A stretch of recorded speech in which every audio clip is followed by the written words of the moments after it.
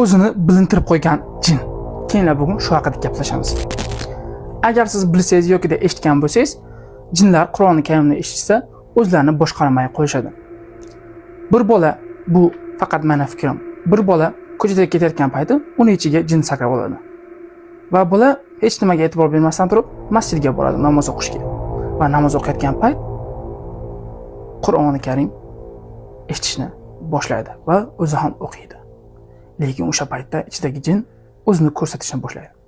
Keyinlar shu haqida ozgina kadr video ko'ramiz.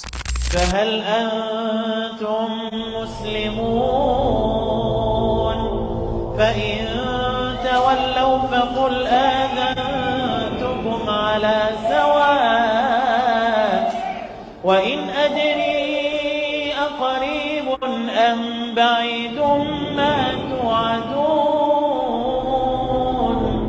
إنه يعلم الجهر من القول Fikringizni kommentarga yozib qoldiring. Bu haqida siz nima deb o'ylaysiz? Shunaqa videolarni ko'proq ko'rishni xohlasangiz, jinlar haqida, mistika yoki kosmos yoki shular haqida suhbat qilmoqchi bo'lsangiz, profilingiz linkida Telegram kanal bor, Telegram kanalga kirib, bemalol bizlar bilan birgalikda suhbat qilib bilishingiz mumkin va har kuni qo'rqinchli videolarni ko'rishingiz mumkin. Obuna bo'lishni sanashmang, chunki keyingi video bundan ham qiziqarliroq va qo'rqinchliroq bo'lishi mumkin.